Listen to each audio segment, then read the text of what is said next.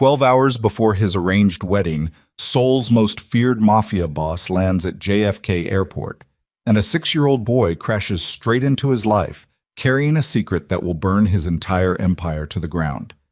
This is the story of a man who thought he had nothing left to lose until he discovers exactly what he lost 6 years ago. Stay with me until the very end, hit that like button, and drop the name of your city in the comments so I can see just how far this story has traveled. Now, let's begin. The plane hit the tarmac at 6:14 in the morning, and Kang Ji-tae was already awake, already dressed, already a dead man walking toward a life he never chose. He sat in seat 2A of a private Gulfstream that smelled like leather polish and old money, his silver-white hair combed back with surgical precision, his gray eyes fixed on nothing. Outside the window, New York bled gray light across the runway. 12 hours.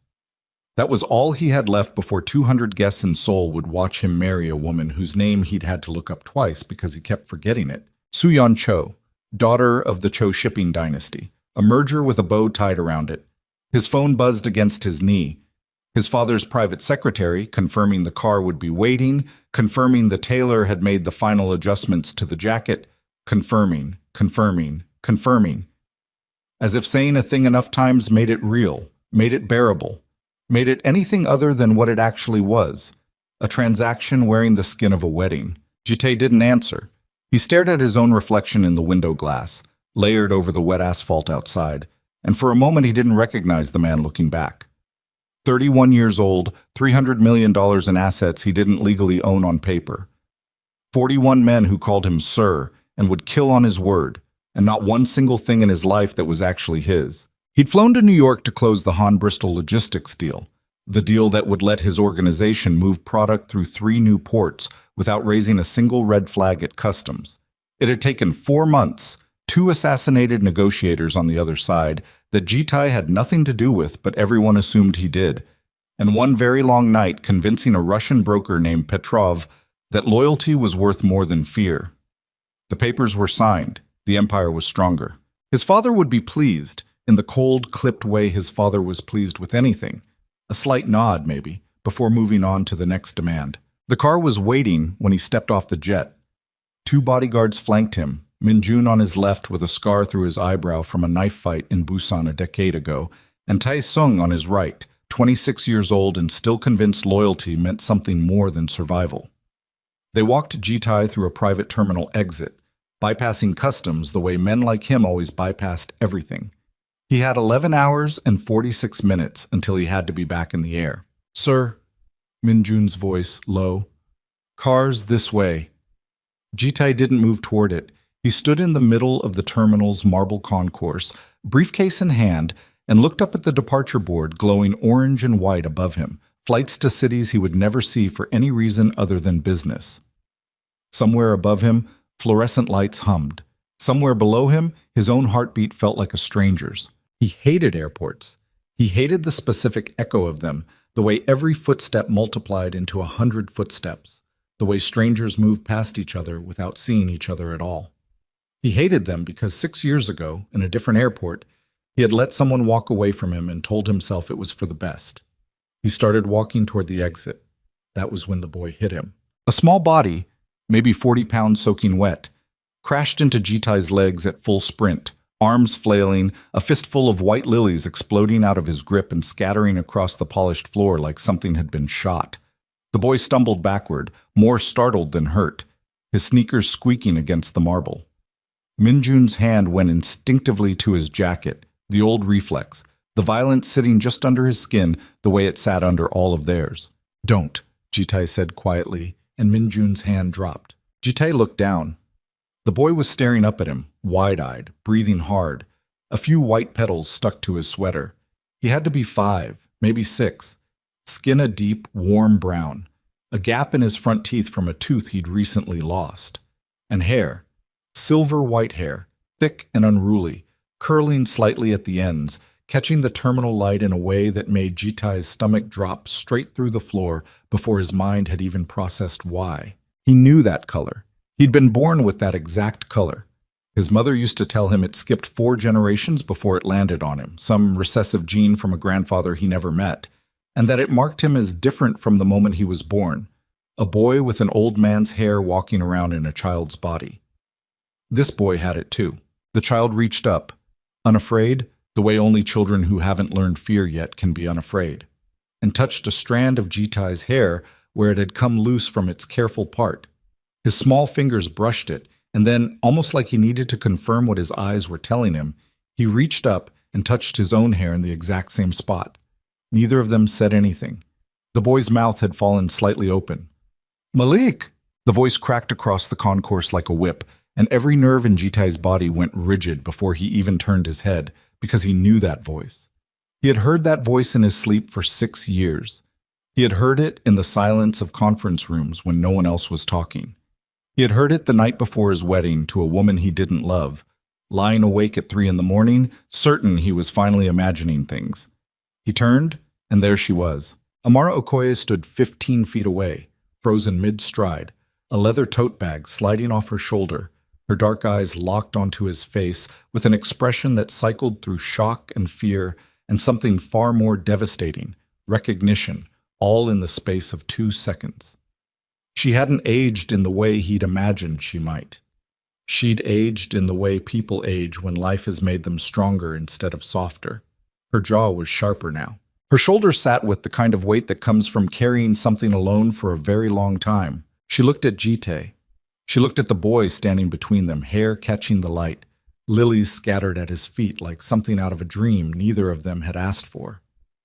"Malik, baby, come here." Her voice had dropped.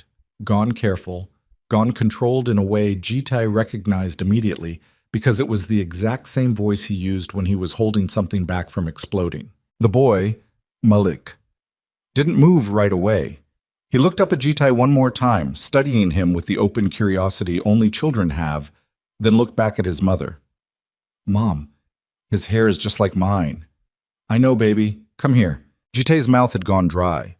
He did the math without wanting to, the way you can't stop yourself from doing math when the numbers are screaming at you. 6 years. The boy looked 5, maybe 6. The timing collapsed in on itself, folding the distance between the last time he saw Amara and right now into something small enough to fit inside his chest, where it sat like a stone. Amara. Her name came out of him rough, unpracticed, like a muscle he hadn't used in years. She flinched at the sound of it, just barely. But Jitai had spent his entire life reading the smallest movements on the faces of dangerous men, and he caught it. "Don't." Her voice was low now, urgent, meant only for him. "Not here. Not like this." "Is he?" "Don't." She crouched down and gathered Malik against her side, one arm wrapping around his small shoulders, and Jitai watched the boy lean into her automatically, the way children lean into the one person in the world who has never once let them fall. Minjun and Tae-sung had gone very still behind him. Jitai could feel their confusion radiating off them like heat. The question neither of them would ever dare to ask out loud. Who is this woman, and why does the boss look like the ground just opened up under him? Amara picked up the scattered lilies with quick, efficient movements, not looking at Jitai, her hands trembling just slightly as she gathered the stems. When she stood, she held the bouquet against her chest like a shield. "We were here for a funeral," she said, and her voice cracked on the last word before she steadied it. "My grandfather's friend. These were for the service. I have to go." "Amara, wait. I have to go." She said it again, harder this time, and there were tears standing in her eyes that she refused to let fall, the kind of tears that come from rage as much as grief. She took Malik's hand. "Say goodbye, baby." "Bye," Malik said to Jitai, simply, the way children say goodbye to strangers they've decided they like. He gave a small wave. His other hand stayed wrapped in his mother's. And then they were walking away. Amara's pace fast and controlled, Malik glancing back once over his shoulder at the man with the matching hair, and Jitai stood rooted to the marble floor of JFK's private terminal with white lily petals scattered around his shoes, and his entire architecture of a life cracking down the center. "Sir?" Minjun's voice, careful, hesitant. "The car." Jitai didn't answer. He watched until Amara and Malik disappeared through the terminal doors into the gray morning, and something in his chest that had been locked down for 6 years, bricked over, reinforced, buried under business deals and bloodshed, and his father's voice in his ear telling him weakness gets you killed, broke open like a dam giving way. He had a son.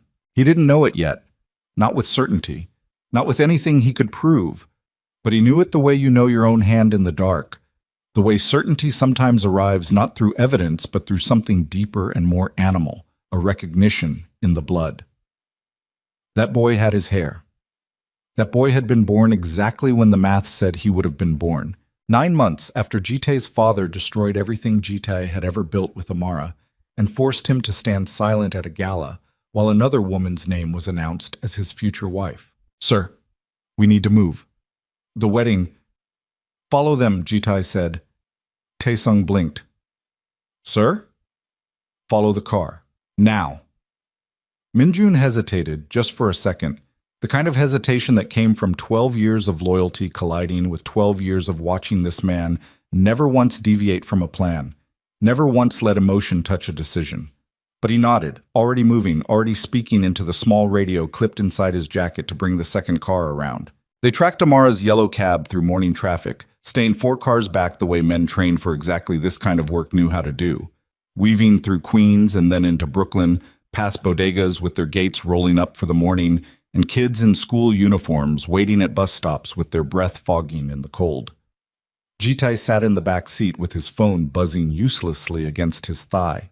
His father, his father, his father, the wedding planner, his father again, and he didn't look at any of it. The cab stopped outside a modest brownstone in a quiet residential stretch of Bedford-Stuyvesant. Amara paid the driver, took Malik's hand, and disappeared inside without looking back. Jitai told the driver to stop a block away. He sat in the car for a long time, staring at the brownstone's front door, painted a deep forest green with a brass knocker shaped like a lion's head. A child's bicycle leaned against the porch railing, training wheels still attached, streamers hanging limp from the handlebars. There was a small garden box under the front window, with the dried husks of summer flowers still standing in frozen dirt. This was a life, a whole life that had been built and lived and grown without him.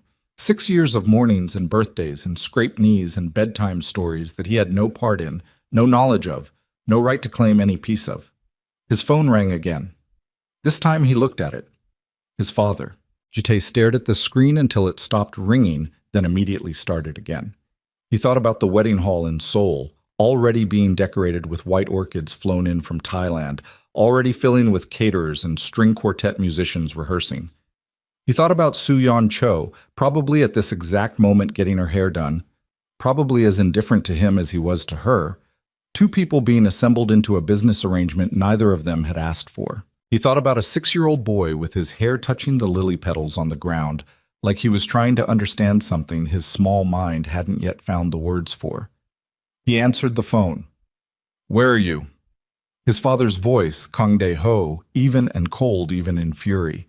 The voice of a man who had built an empire on never once raising his voice, because men who never raised their voices were the men everyone learned to fear the most. "I'm in New York. I'm aware of where you are. I asked why you are not on the plane that I paid for, going to the wedding that I arranged, to secure the alliance that this entire family depends on."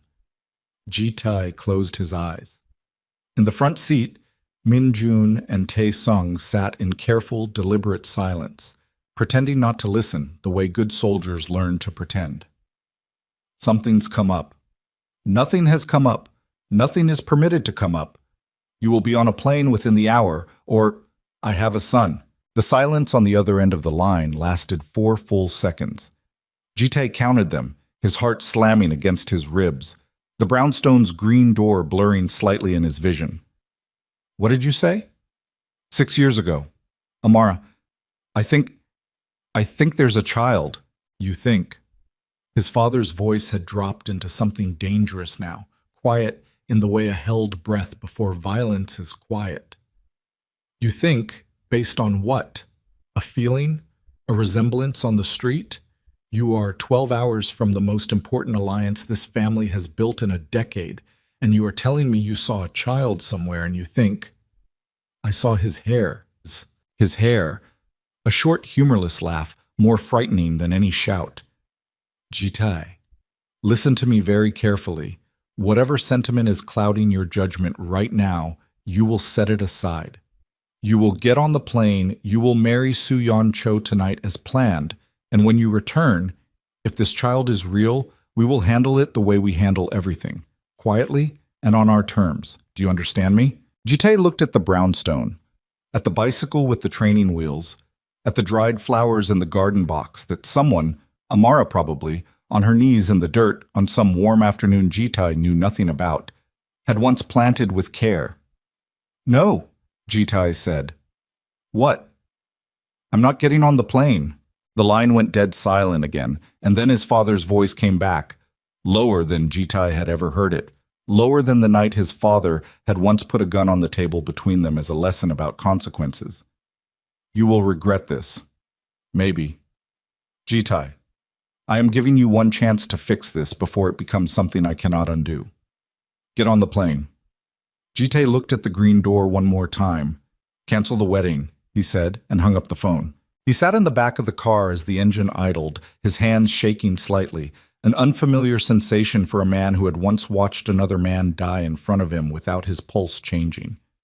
Minjun caught his eye in the rearview mirror, a question written all over his scarred face, and Jitae just shook his head once, a signal that meant, not now, that meant don't ask, that meant I don't have an answer for you because I don't have an answer for myself. He stayed in the car outside Amara's house for the rest of the day, watching the green door, watching the windows light up gold as evening fell, watching a curtain shift once around 6 o'clock.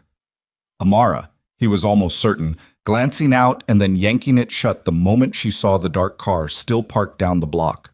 His phone exploded with calls all day. The wedding planner, his father's secretary, a cousin who served as the family's lawyer, asking with barely concealed panic what exactly Jitae wanted him to tell 200 guests currently gathering in a hall in Seoul. Jitae answered none of them. He sat with his jacket off, his tie loosened, watching a house that held a piece of his life he had never known existed. And he thought about the last time he had seen Amara, really seen her, not as a ghost in an airport terminal, but as a person standing across from him with her whole heart in her hands. It had been a gala. A glittering, suffocating room full of men who measured loyalty and bloodlines and women who measured worth and inherited wealth. His father had stood at a podium and announced to 200 of the most powerful people in Seoul's underworld and beyond that his son would marry Su-Yeon Cho to secure an alliance between two families. Jitae had stood beside his father on that stage. He had smiled because smiling was required. He had shaken hands because shaking hands was required. And somewhere in the back of that ballroom, hidden behind a marble pillar where she had snuck in using a friend's invitation just to see him one more time, Amara had watched the entire thing happen. He hadn't known she was there until 2 days later, when she didn't answer his calls, when her dormitory room was empty, when a friend finally told him, with tears in her eyes, that Amara had seen everything and that she had said only one thing before she stopped speaking about it entirely. He chose them. He always was going to choose them. He had let her believe that. He had let the silence stand because the alternative, chasing her down, telling her the truth, that he had been begging his father for more time, that he had been trying to find a way out that didn't end with both of their deaths, felt, at the time, like a fight he could still win later. There would be time. There was always more time, until suddenly there wasn't, until she was gone, visa revoked through channels his father controlled, scholarship destroyed through channels his father controlled, every door in Korea quietly and invisibly closed to her until she had no choice left but to leave the country entirely. He had told himself for 6 years that he had done everything he could. He had told himself a lot of things for 6 years. Night fell fully over Bedford-Stuyvesant. The streetlights buzzed on. Somewhere down the block, a dog barked twice and went quiet. Min Jun, in the front seat, had finally given up trying to hide his concern and just turned around fully. "Sir, with respect, what are we doing here?" Jitae kept his eyes on the green door. "I don't know." "Your father? I know what my father wants. The wedding is happening right now, or it was supposed to be. They're going to announce a scandal if you don't—" "Min Jun." Jitae's voice was quiet, but it carried the particular weight that made even hardened men stop talking. "I said, I don't know what we're doing here. I didn't say I was leaving. Minjun turned back around, jaw tight, and said nothing more. Around midnight, the lights in the brownstone went dark, one by one, until only a single window stayed lit on the second floor. A child's room, Jita guessed. A nightlight, maybe. The kind of soft glow parents leave on for kids who are afraid of the dark. He watched that small square of light for almost an hour, before it too went out. He didn't sleep. He sat in the back of the car, watching a house he had no right to watch, replaying a 6-year-old boy's small hand touching his hair, replaying the particular way Amara's voice had cracked when she said, "Don't, not here, not like this."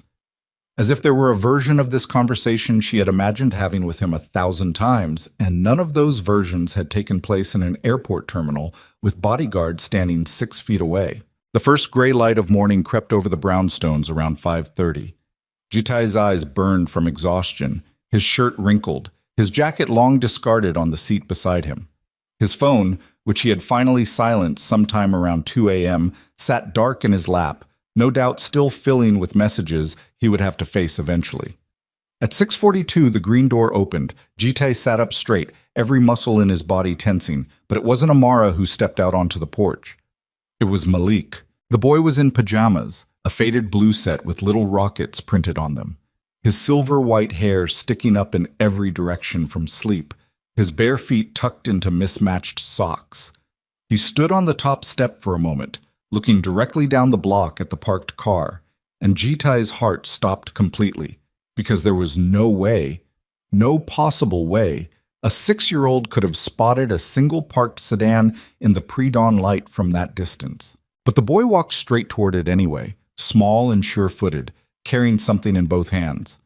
Minjun's hand twitched toward his jacket again, and this time Jitai reached forward and gripped his shoulder hard enough to make the point without a word. Malik stopped at the passenger window, looking up with an openness that made something in Jitai's chest physically ache. Jitai rolled the window down. The boy held up a brown paper bag, slightly crumpled, the top folded over twice the way kids fold things when they're trying very hard to do something right. "I made you breakfast," Malik said.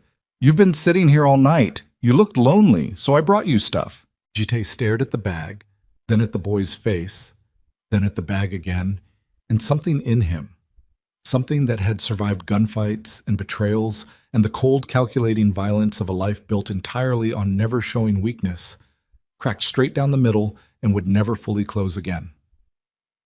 "You shouldn't be out here alone," Jitai said, his voice rougher than he meant it to be. "My mom's still sleeping. I'm allowed in the front yard. There's rules." Malik held the bag higher, insistent. "It's a banana and crackers and a granola bar. We didn't have eggs." Jitai took the bag with both hands like it was something fragile, something that might shatter if he gripped it wrong. His throat had gone tight in a way he didn't have a name for. "Thank you," he managed. Malik studied him for a moment, head tilted, the same open curiosity from the airport written all over his small face. "Are you my dad?" The question landed like a physical blow. Behind him, Jitai heard Minjun's breath catch. "I don't know," Jitai said honestly, because it was the only thing he had to give the boy that wasn't a lie. "I think I might be." Malik nodded slowly, like this was an acceptable answer, like 6-year-olds had a far higher tolerance for uncertainty than the adults who were supposed to be raising them. "Okay," he said, "eat your banana. Bananas are good for energy, my mom says."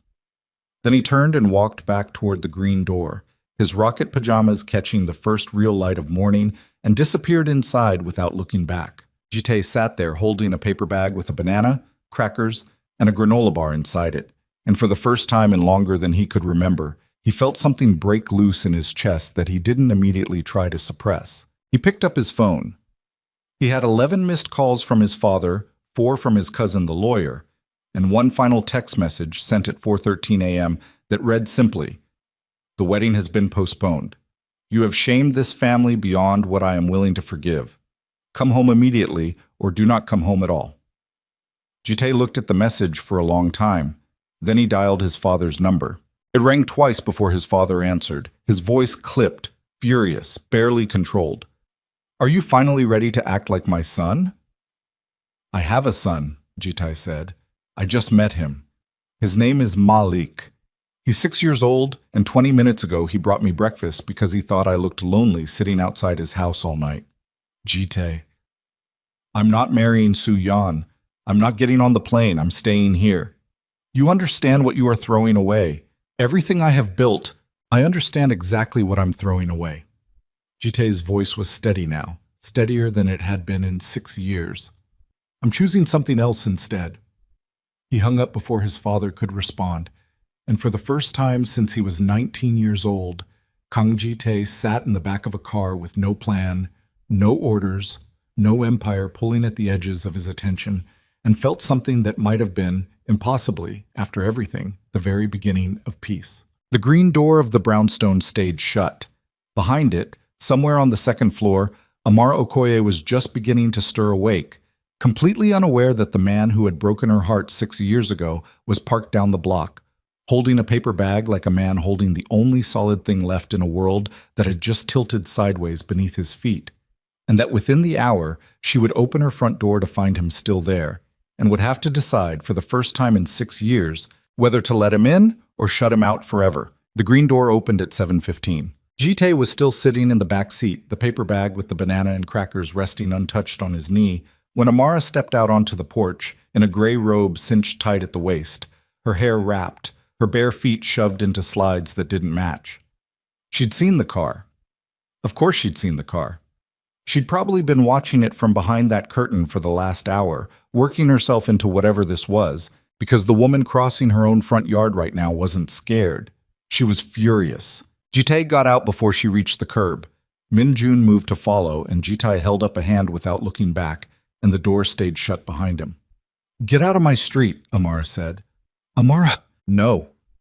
She stopped 6 feet from him, arms crossed hard over her chest, and the morning cold was doing nothing to cool the heat coming off her. "You don't get to say my name like that, like we're picking up some conversation we never finished. You don't get to sit outside my house all night like a stalker and then act surprised when I come out here ready to call the police. I wasn't trying to scare you. You scared my son." Her voice cracked on the word son, and she hated it. He could see her hate it, see her swallow whatever softness had leaked through and bury it back down. "He came out here at 6 in the morning to feed a stranger because that's the kind of kid I raised, the kind who sees somebody alone and thinks he has to fix it. And now he's upstairs asking me if the man with his hair is his daddy, and I don't have an answer for him, Jitai, because 6 years ago you made sure I'd never have to give him one. Ishmat. I didn't know. Don't." The word came out like a slap. "Don't you dare stand in my yard and tell me you didn't know. You knew exactly what you were doing every single day you let that gala happen, every day after, when I called you and you let it ring. I tried to call you back. Your number was already dead by the time Because your father killed my visa, Jite. He killed my scholarship. He made 3 different deans suddenly find reasons I didn't deserve the seat I'd earned. You think I disappeared? I got erased. And you stood right next to him on that stage and smiled while it happened, so don't you dare come to my house 6 years later with a sob story about a number that didn't work." Min-jun had stepped halfway out of the car despite the earlier order, his eyes scanning the quiet street out of pure reflex, the kind of vigilance that never fully switched off no matter what was happening 20 feet in front of him. Taesung stayed put, watching his boss get torn apart by a woman half his size with an expression like he didn't know whether to feel sorry for him or impressed by her. "I'm not here to fight with you on your sidewalk," Jitaya said, low. "Then why are you here? You've got a wedding. I saw it online 2 years ago, some gossip site. Kang Ji-tae engaged to a shipping heiress. Very romantic, very convenient. Don't you have somewhere to be?" I called it off. That landed differently than he expected. Amara's arms loosened a fraction, just a fraction, before she caught herself and crossed them tighter. "You called it off?" "Yesterday, after I saw him." Jitae's voice dropped, rougher now, less armored than it had been 30 seconds ago. "I sat in that car all night because I didn't know what else to do, Amara. I don't know how to do this. I don't know the rules. I've spent 6 years building an empire I never wanted, and the one thing I actually wanted I let walk away because I was a coward, and I am not walking away from him, not now that I know. You don't know anything." Her eyes were wet now, and furious about being wet, blinking hard against it. "You don't know that he's allergic to peanuts. You don't know that he can't sleep without the hallway light on because of a nightmare he had when he was 4. You don't know that he cried for a week in kindergarten because some kid said his hair looked weird, and I had to explain to my 6-year-old why his hair makes him different. And I did it alone, Jitaye. I did every single piece of it alone. Then let me start learning. It doesn't work like that. Her voice cracked up into something close to a shout, and a curtain twitched in the house next door, and she dropped her volume but not her intensity, leaning in. You don't get to show up after 6 years and decide you want to learn. He has a life. He has a rhythm. He has me and my grandfather. And that's it. That's the whole world he knows. And you want to walk into the middle of it because you saw his hair in an airport and felt guilty? I felt more than guilty. I don't care what you felt. She was shaking now. He could see it in her hands, in the way she'd pulled her elbows tight against her ribs like she was holding herself together by force. I spent 6 years building a life where my son never has to know what it feels like to be unwanted. And now you're standing in my yard, and the second he sees you again, the second you're a real thing in his life and not a stranger at an airport, he's going to want you to stay. And if you leave, when you leave, because men like you always leave, Jitai, that's not an insult. That's just what I know to be true about you. He's not going to survive that the way I survived it. He's 6. He doesn't have the armor I had to build. I'm not leaving. You don't get to promise that. Not standing on my sidewalk in yesterday's suit with 2 men in black suits sitting in a car like you're about to start a war on my block. Jite glanced back at the car despite himself, at Minjun and Taesung trying very hard to look like furniture, and something in him deflated slightly. They're not here to start anything. I don't know what they're here for. I don't know anything about your life anymore. I don't know what kind of trouble follows you, what kind of people you answer to, what kind of danger just parked itself outside my son's bedroom window all night. Her voice had gone thin and tight, scraped raw. Do you understand what you've put at risk just by sitting here? My grandfather built a life for us in this neighborhood. People know us. People look out for us. And now there's a black sedan with men who look like they could break somebody's neck parked outside my house? And you want me to just trust that's safe? Jite had no answer for that because she was right, and they both knew she was right, and the silence between them stretched out long enough that somewhere down the block a garbage truck groaned to life, and neither of them flinched. I need you to leave, Amara said finally, quieter now, exhausted instead of furious, which was somehow worse. Not forever. I'm not saying never, Jitai, because I watched my son look at you like he'd been waiting for you his whole life without knowing it, and I'm not cruel enough to take that away from him out of spite. But I need time. I need to think. I need to talk to a lawyer because you and I both know that the second your father finds out for certain, this stops being a sidewalk conversation and starts being something with consequences I can't control. My father already knows. Amara went very still. What? I told him yesterday. On the phone. Before I came here. Jite rubbed a hand down his face, exhaustion finally catching up to him in full 14-some hours without sleep, collapsing onto his shoulders all at once.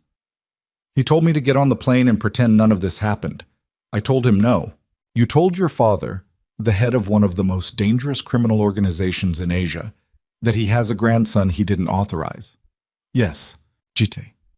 Her voice had dropped to something close to a whisper, fear finally cracking through the fury, raw and immediate. Do you understand what that man is capable of? I have spent 6 years making sure my son's name never crosses a single piece of paper that connects back to you. I changed his last name.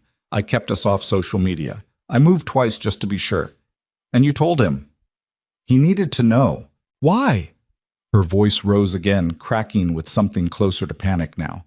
Why would you do that before talking to me, before asking me, before giving me one single say in whether my son's existence got handed to a man who destroys people for inconvenience?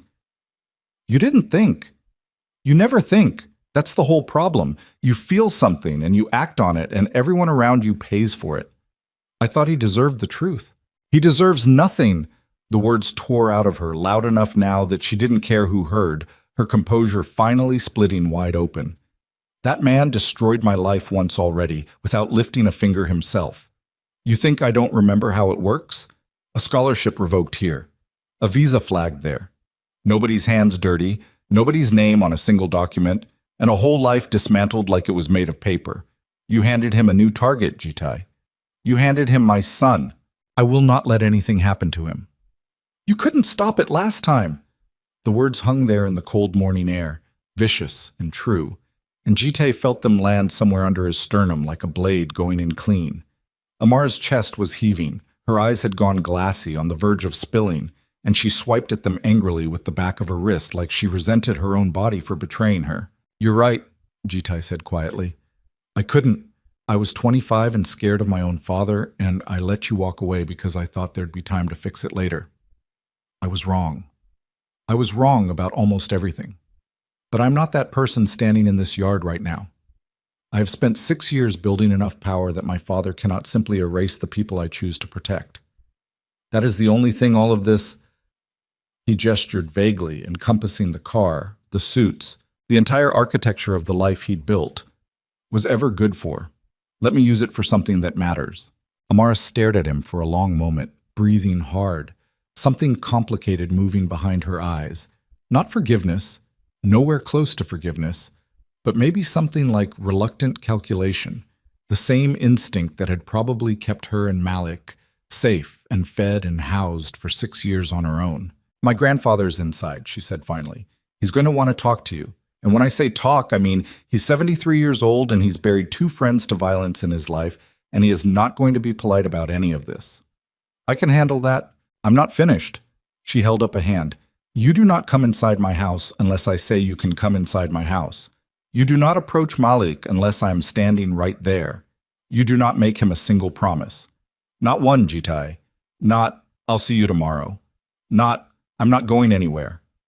Unless you are 100% certain you can keep it, because I watched what an empty promise from a Kang man does to a person's whole life, and I will not watch it happen to my son.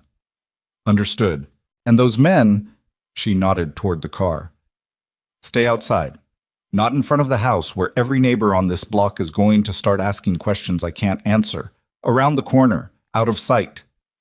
Jitai turned and signaled, and Minjun nodded once, already reaching for the door handle. Amara exhaled hard, like she'd just run somewhere, and looked at Jitai one more time with an expression that managed to hold exhaustion and grief, and the faintest, most reluctant flicker of something almost like hope, buried so deep beneath the wreckage that even she didn't seem to trust it. You have no idea what you just walked into, she said. She turned and walked back up the porch steps, and after a moment Jitai followed her inside. The brownstone smelled like cinnamon and old wood and coffee just starting to brew somewhere in the back. Family photos lined the staircase wall. Malik as a baby, Malik missing teeth, Malik in a soccer uniform 2 sizes too big, an old man with silver hair and dark, weathered skin who could only be the grandfather Amara had mentioned, his arm around Amara at what looked like a graduation. There was no photo of Jitai anywhere, obviously, no trace of him in this entire built life, and that absence hit him harder than he expected. Elias, Amara called toward the kitchen, her voice tight. Come here, now. The man who emerged from the kitchen doorway moved slower than his voice on the phone might have suggested, but there was nothing frail about him. Broad shoulders despite his age, a weathered face carved with deep lines, eyes the color of strong tea that fixed on Jitai with an intensity that made even a man who'd negotiated with armed Russian brokers feel suddenly, uncomfortably exposed. So, Elias Sio's voice was a low rumble, gravel over stone. This is him. This is him, Amara confirmed. Elias crossed the room slowly, stopping a foot closer than was comfortable, studying Jitai's face with the unhurried thoroughness of a man who had spent decades learning to read danger before it arrived. You're the one who broke my granddaughter. Grandpa, let me finish, Amara. Elias didn't take his eyes off Jitai. I watched this girl arrive on my doorstep 6 years ago with nothing but a suitcase and a secret she was too proud to tell me for 3 months. I watched her give birth alone in a hospital room because the father of her child was 12,000 miles away, marrying somebody else. I watched her work 2 jobs through law school with a baby on her hip because pride wouldn't let her ask me for more than I'd already given. So you'll forgive me if I'm not particularly moved by whatever speech you've got rehearsed. I don't have a speech. Good. I don't have patience for one. Elias's jaw worked, something dangerous flickering behind the tea-colored eyes. I know men like you. I worked union docks in this city for 30 years before I built anything for myself. And men like your father came through looking for laborers who wouldn't ask questions about what was actually in the containers. I buried 2 friends because they asked questions anyway. So don't you stand in my house and think I don't understand exactly what kind of family you come from.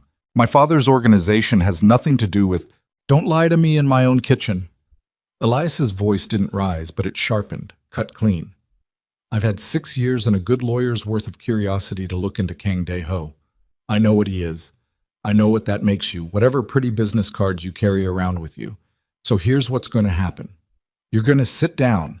You're going to answer every question I ask you honestly, and if I catch one lie, just one, you walk out that door and you do not come back, and I will make sure my granddaughter and that boy disappear somewhere your father's money can't find them. And believe me, son, I know exactly how to do that. Jitai sat. The interrogation lasted almost 2 hours. Elias asked about the business, about Jitai's exact role in the organization, about how many people answered to him directly and what happened to people who crossed his father, and Jitai answered every question with a brutal, deliberate honesty he hadn't allowed himself with anyone in years. Not softened, not spun, the actual shape of the life he'd been living. He watched Amara's face go pale more than once. He watched Elias's jaw tighten at details about enforcement, about the kind of pressure his father applied to people who became inconvenient, and Jite made no attempt to minimize any of it, because lying now, in this kitchen, felt like it would cost him something he couldn't survive losing twice. And the wedding, Elias said finally, leaning back in his chair, arms crossed. The one you walked out on. What happens to that? It's canceled. My father is furious. I imagine within the week there will be retaliation of some kind. Professionally, if nothing else. He doesn't tolerate public embarrassment. And you're prepared for that? I don't know what I'm prepared for. Jite looked down at his hands, at the cup of black coffee Amara had set in front of him an hour ago, without a word. And that had long since gone cold. I've spent my whole life being prepared for everything because preparation was the only thing my father ever valued. I am not prepared for this. I have no plan. I have a paper bag with a banana in it that a 6-year-old gave me because he thought I looked lonely. And that is the single most honest thing that has happened to me in 6 years, and I am not walking away from it because I don't have a plan. Elias studied him for a long moment, something shifting behind his eyes. Not warmth, not yet, but a recalculation of some kind. You're either telling the truth, he said slowly, or you're better at this than your father. And either way, that's not nothing. From the staircase, a small voice cut through the tension. Mom? Is Daddy still here? Everyone in the kitchen froze. Malik stood at the bottom of the stairs in his rocket pajamas, hair an even wilder mess than it had been at dawn, rubbing one eye with the heel of his hand, looking between the 3 adults in the kitchen with the particular sharpness children develop when they sense something important is happening that they're not being told about. Amara's face crumpled for just a second before she caught it, schooling herself back into composure as she crossed to him. Baby, you're supposed to be getting dressed for the day. You said his name! Malik pointed directly at Jite, undeterred. I heard you. You said Daddy. The kitchen went silent enough to hear the coffee maker still gurgling on the counter. Malik. Amar crouched down to his level, hands on his small shoulders. We need to talk about that. It's complicated, baby, and I need you to be patient with me while I figure out how to explain it. Is he or isn't he? Malik's voice had an edge of frustration in it now, a child's particular impatience with adult evasion. I asked him yesterday and he said he didn't know. Grown-ups always say they don't know when they mean yes. Elias let out a short, surprised laugh despite himself, and even Jite felt the corner of his mouth twitch. He's smarter than you, that's certain, Elias muttered. Amara shot her grandfather a look, then turned back to her son, taking a breath that visibly cost her something. Yes, baby, he's your dad. Malik's whole face changed, not into the explosive joy Jite half expected, but into something quieter, more careful, a 6-year-old processing something too large for the container of his understanding. He looked at Jite across the kitchen. Where were you? Malik said. Not an accusation, not yet. Just a question.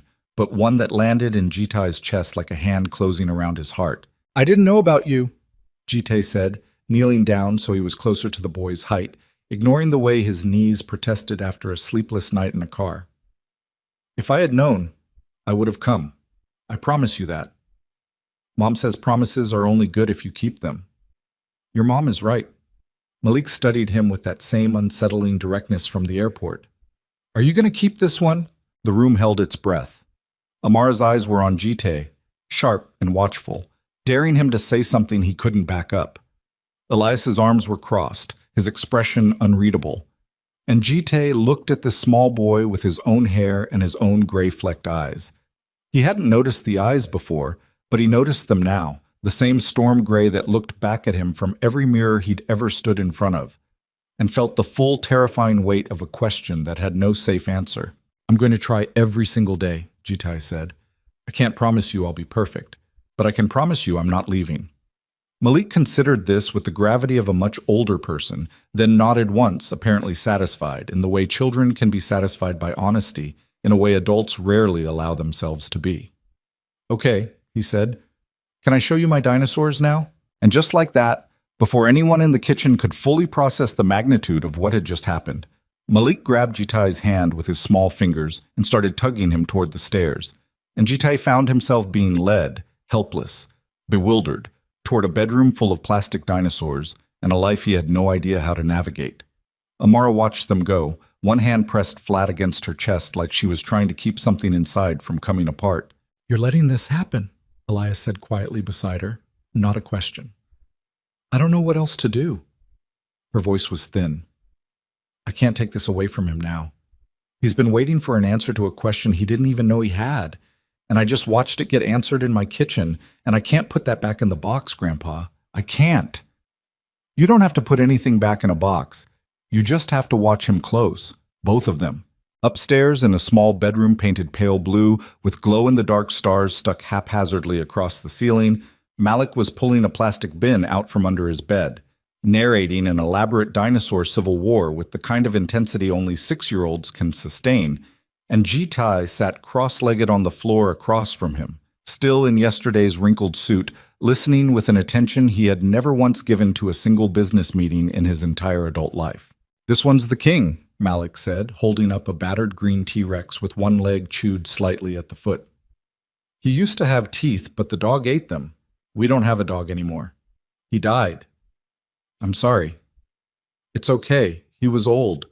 Malik handed Jitai a triceratops with surprising solemnity, as if bestowing some great honor. You can be this one. He's the protector. He doesn't have the best teeth, but he's got the horns, so people don't mess with him. Jitai turned the worn plastic figure over in his hands, feeling something thick rise in his throat that he had no name for, no precedent for, nothing in 31 years of careful emotional architecture that had prepared him for the specific devastation of being handed a toy dinosaur by his own son. Thank you, he said quietly. You're welcome. Malik was already moving on, setting up an elaborate battle scene across the carpet, utterly unbothered by the magnitude of the morning, the particular resilience of a child who hadn't yet learned that some wounds were supposed to take longer to heal than this.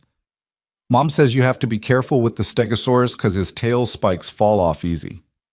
Downstairs, Amara's phone buzzed against the kitchen counter. She glanced at the screen and went very still. What is it? Elias said, watching her face change. Unknown number, New York area code. She picked it up slowly like it might bite her and answered with careful professional flatness. Hello? The voice on the other end was male, accented, polite in a way that immediately set every nerve in her body on alert. Ms. Okoye? My name is Daniel Choi. I represent a legal firm retained by the Kang family.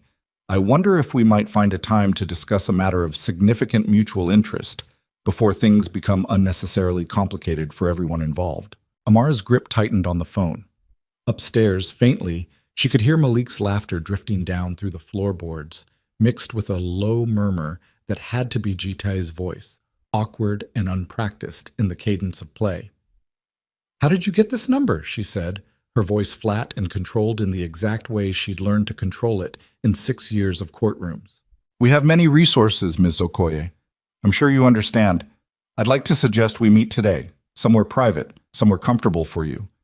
We simply want to discuss what would be best for the child going forward.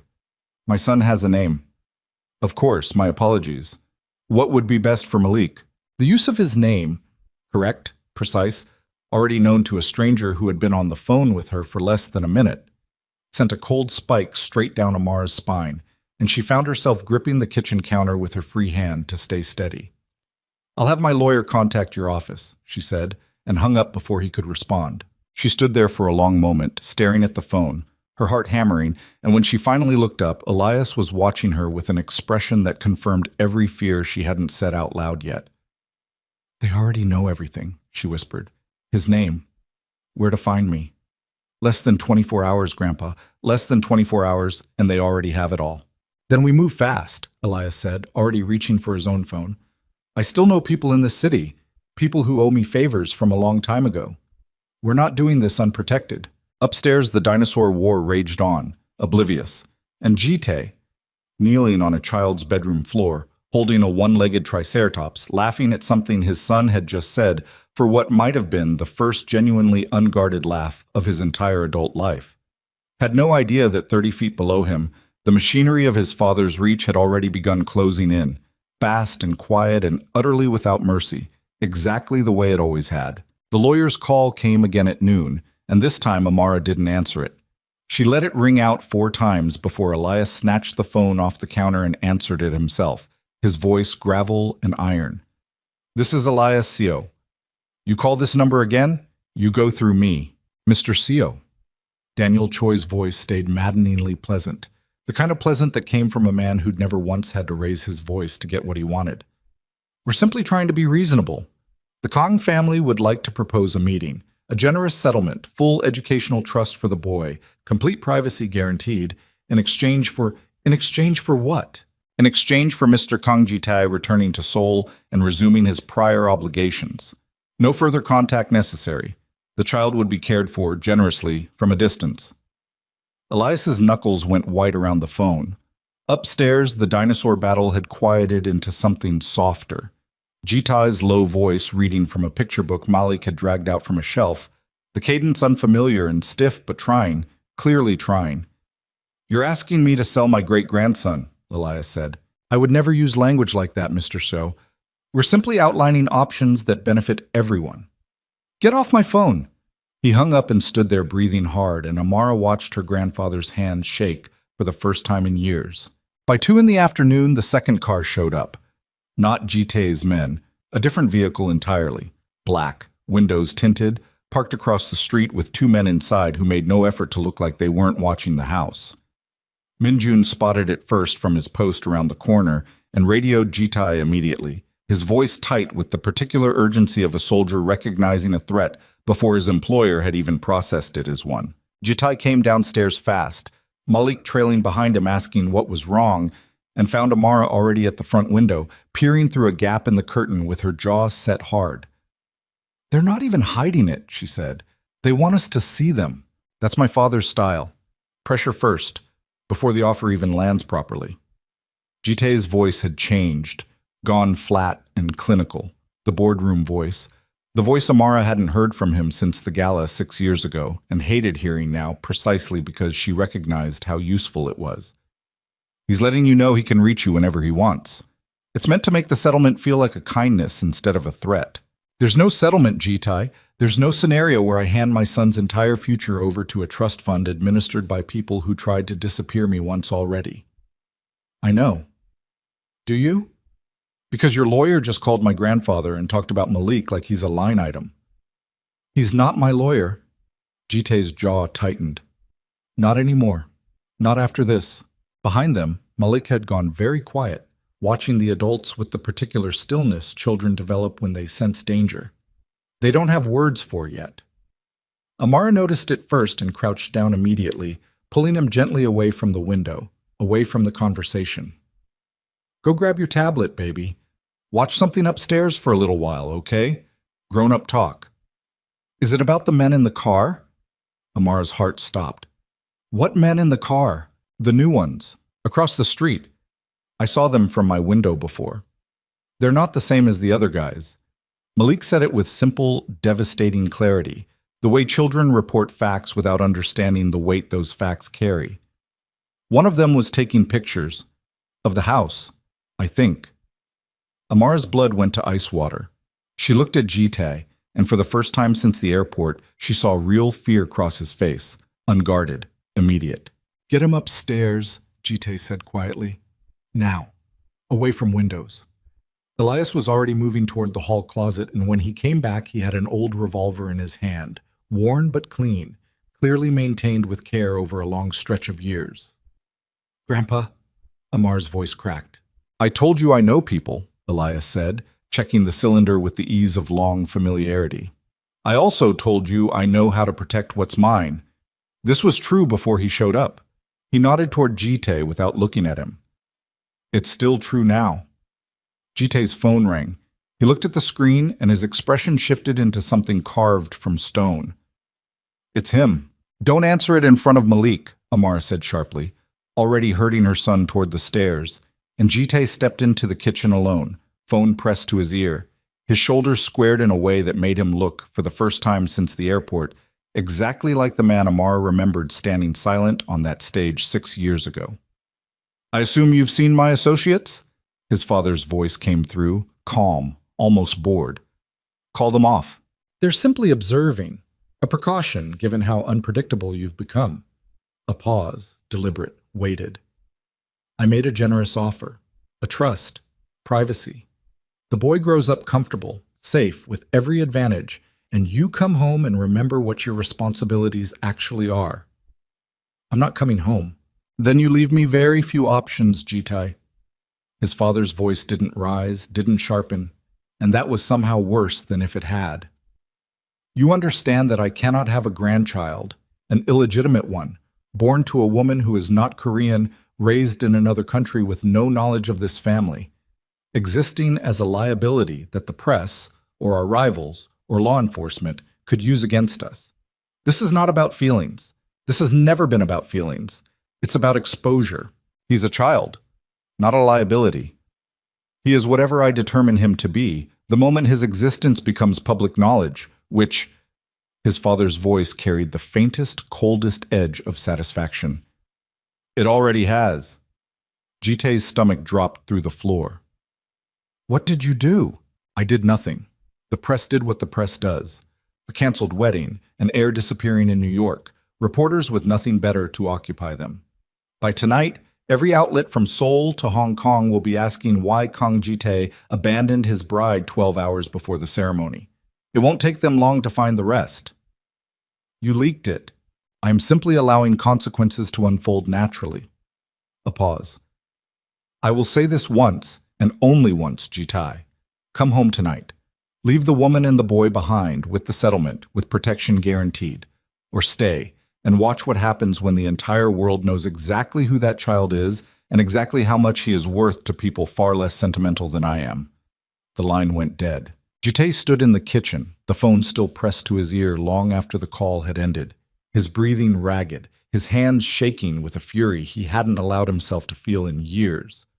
When he finally lowered the phone and turned around, Amara was standing in the doorway, having clearly heard enough of it to read the wreckage on his face.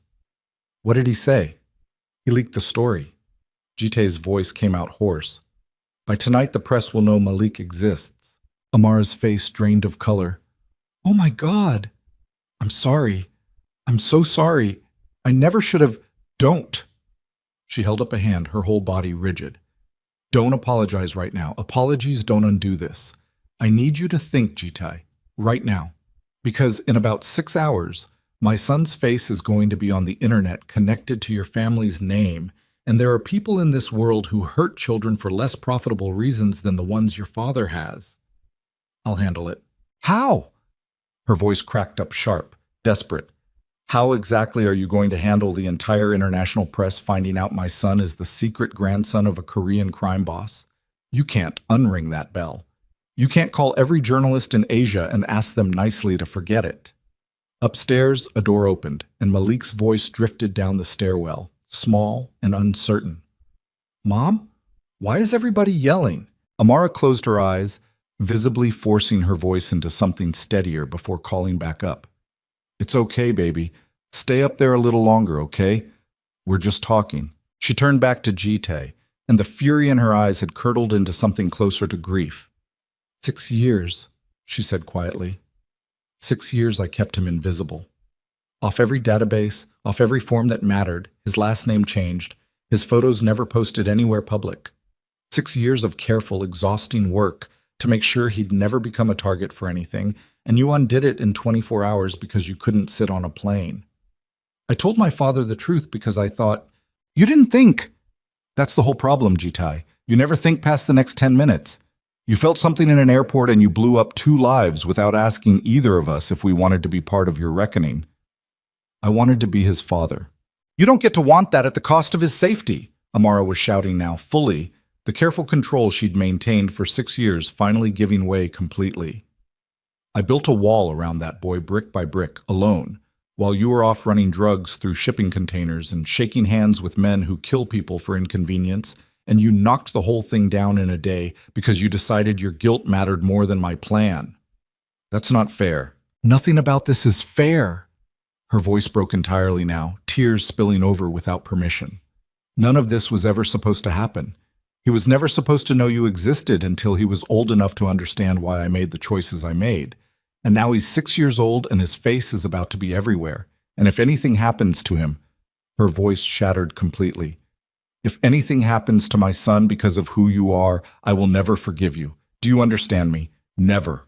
The kitchen rang with silence after that, broken only by Amara's ragged breathing and, faintly, the sound of a cartoon playing on a tablet upstairs, oblivious and bright and utterly disconnected from the wreckage unfolding below it. Elias appeared in the doorway, revolver still in hand, his face grim. Car across the street just got joined by a second one. 4 men total now. They're not even pretending to be subtle anymore. Jitae's phone buzzed. A text, this time, not from his father, from Min Jun. Sir, 2 more vehicles arrived. I recognize one of the men. Tae Sung confirms. It's Han Suk-min, your father's chief enforcer. He doesn't get sent for negotiations. Jitae read the message twice, and something cold settled into his chest, a clarity that cut straight through the panic.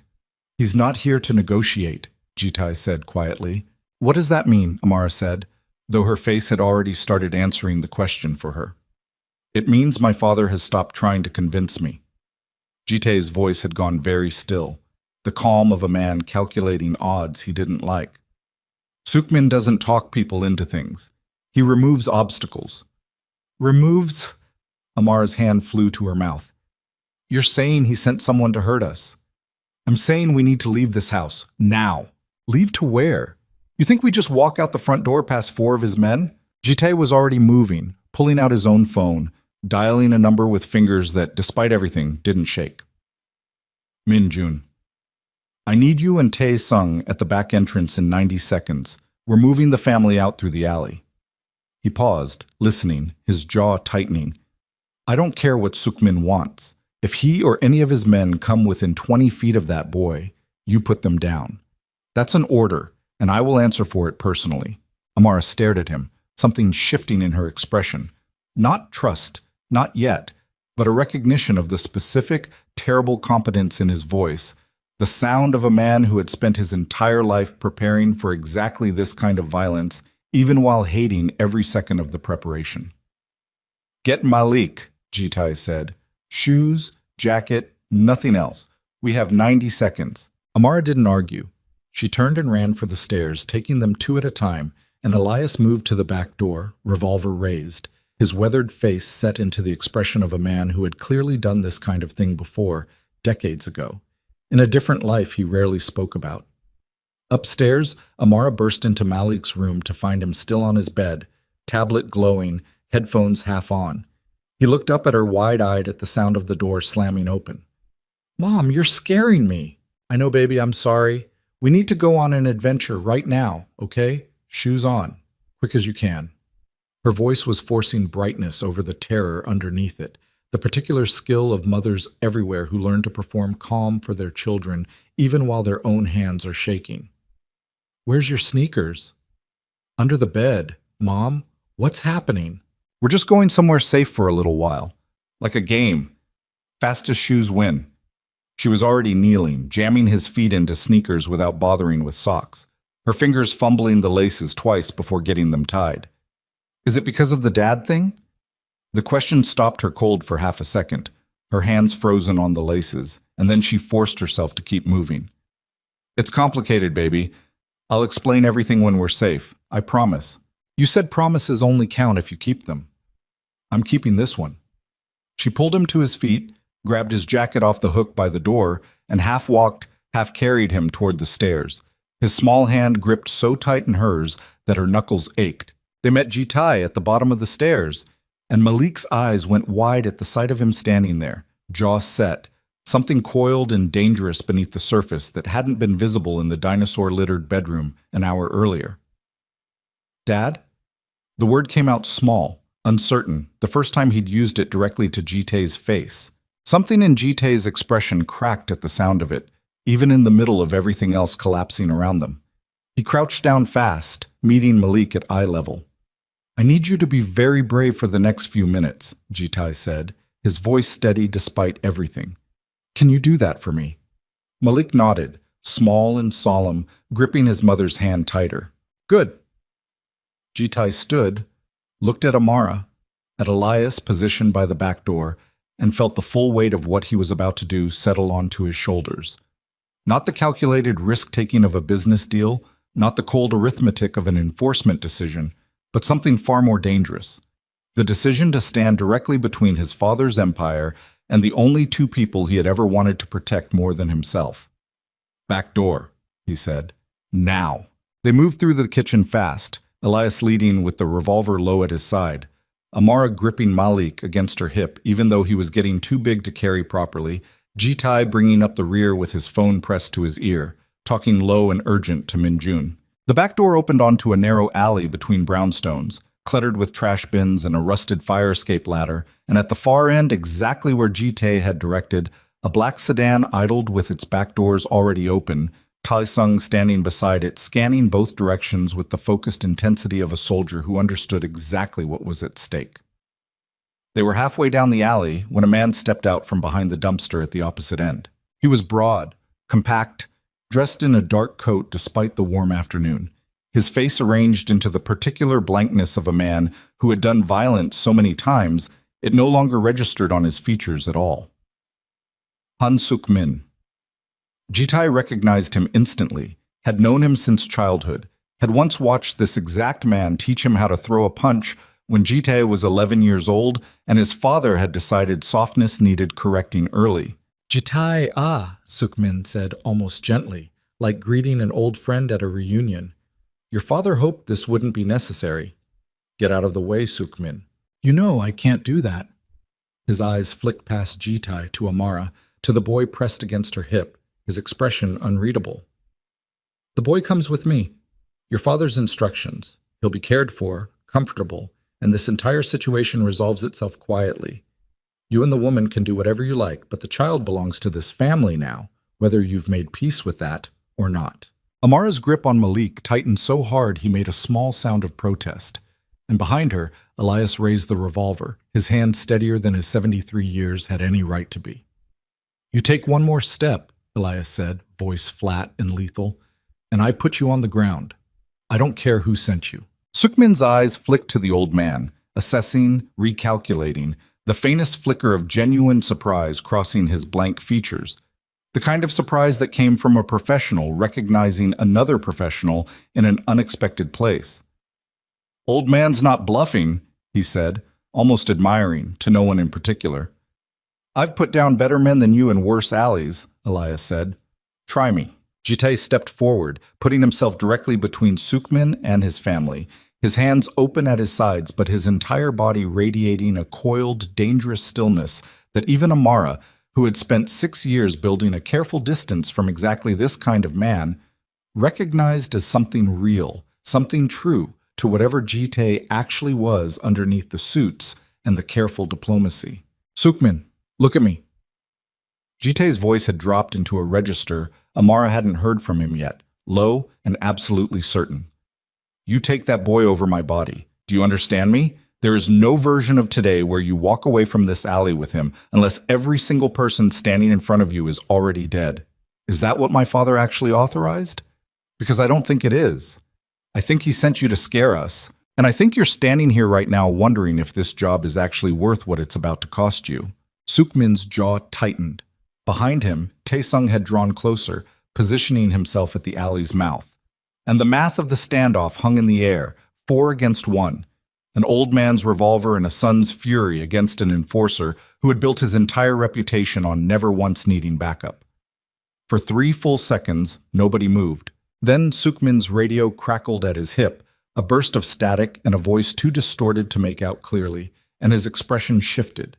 Not retreat, not yet, but recalibration.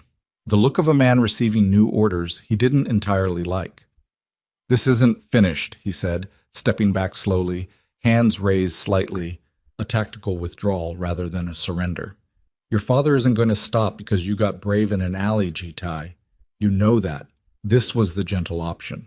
He melted backward into the shadow of the building and was gone. And the alley exhaled all at once, Amara's knees nearly buckling, Elias lowering the revolver with a hand that was finally, visibly shaking now that the threat had passed. "Move," Jitai said, his voice hoarse. "Now, before he comes back with more." They ran the rest of the way to the car, Taesung practically lifting Malik into the back seat, Amara scrambling in after him, Elias climbing in last with the revolver still gripped white-knuckled in his fist. Jitai slammed the door, and the car was moving before it had even fully shut, tires screeching out of the alley onto the main street, leaving the brownstone, Amara's home, the only home Malik had ever known, disappearing behind them in the rearview mirror. Inside the car, Malik had buried his face against Amara's side, finally, belatedly, beginning to cry, the bravery he'd held together in the alley collapsing now that the immediate danger had passed. Amara held him tight, rocking slightly, murmuring something low and soothing in his ear, her own face wet with tears she no longer had the energy to hide. Jite sat across from them, watching, his hands clenched into fists on his knees, every cell in his body screaming with an emotion he had no adequate name for. Not just fear, not just guilt, but something closer to a complete and total reckoning with exactly what he had brought into these two people's lives, by simply existing, by simply being recognized by his own father as something worth threatening. "Where are we going?" Amara said finally, her voice hollow, staring out the window as the brownstone neighborhood gave way to highway. "Somewhere he can't reach you," Jite said. "I have a property upstate, secure, off any record connected to my name." "And then what?" She looked at him directly now, her eyes raw and furious and terrified all at once. "We hide forever? My son doesn't go to school anymore, doesn't have friends, doesn't have a life, because your father decided he's worth more dead than acknowledged?" "I don't have an answer yet." "Then find one," her voice cracked, desperate and commanding all at once. "Because I am not raising my son in hiding for the rest of his childhood, Jite. I would rather take him and disappear somewhere you'll never find us than watch him grow up surrounded by men with guns standing outside every window." The threat landed exactly where she meant it to land, and Jite felt the full suffocating weight of it. The possibility that even after everything, after the airport, after the breakfast in a paper bag, after the dinosaur war on a bedroom floor, he might still lose them both, not to his father's violence, but to the simple, rational calculation of a mother choosing her son's safety over any possibility of a father in his life. He looked out the window at the city sliding past, gray and indifferent, and understood with total clarity that whatever he did in the next 24 hours would determine not just whether Malik lived to see his 7th birthday, but whether Jitai would ever be allowed to be present for it, and that the only way to guarantee both was something he had spent his entire adult life avoiding, turning every weapon he had ever built, every secret he had ever buried, directly against the empire that had made him. His phone buzzed once more. A new message, this time not from his father, not from Sukmin, but from a number he hadn't seen in over a year. A federal contact he'd cultivated quietly, carefully, as insurance he'd always hoped he'd never have to use. "Heard there's movement in your family's New York operations. If you're finally ready to talk, the offer still stands. But it has to be now, Jite, before this gets worse."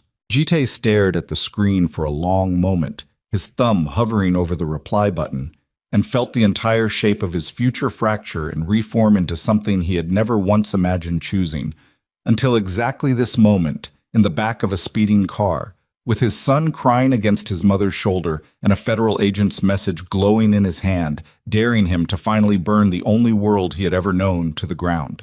Jite typed 3 words back to the federal contact, "I'm ready, tonight," and watched the message send before he let himself think about what it meant, before the full architecture of what he was about to destroy could catch up with him and make him hesitate. "Who was that?" Amara said, still holding Malik against her, her voice raw from crying. "Someone who can end this." Jite's thumb hovered over the screen another second, then he pocketed the phone. "Not tonight, now, while my father still thinks he has time to scare us into compliance." "And it how?" "I'm going to give him everything." Jite's voice had gone flat, stripped of every ounce of performance, just bare fact laid out in the cramped back seat of a speeding car. Shipping routes, account numbers, names, 6 years of records I kept because some part of me always knew I might need them someday. I'm handing it to federal authorities tonight. Elias turned fully around in the front seat, his weathered face sharp with disbelief. "You understand what you're describing. That's not a business dispute. That's the end of everything. Your name, your freedom, maybe your life, the second word gets out, you talked. I understand exactly what it is." "And you're certain," Amara said quietly, "that this is the only way?" "My father will never stop." Jite looked at her, at Malik's tear-streaked face pressed against her shoulder, and felt something in him harden into resolve. Not with money, not with threats, not with men in alleys. The only language that organization understands is the complete and total loss of everything it's built. I can give the federal government enough to dismantle it from the inside in under a week. After that, there's no empire left standing to send anyone after you. And you, Amar said. What happens to you? I don't know. His jaw tightened. Probably prison, probably worse, if my father gets to me first, because there is no betrayal in that world more unforgivable than what I'm about to do. But you and Malik live free. That's the only math that matters to me right now. The car went quiet except for the highway noise and Malik's hitching, slowing breaths as exhaustion finally pulled him towards sleep against his mother's chest. The safe house sat 40 minutes north of the city, a converted farmhouse behind a tree line so dense the road in front of it was barely visible from 50 feet away. Minjun had 2 more men waiting at the gate by the time they arrived, weapons not hidden.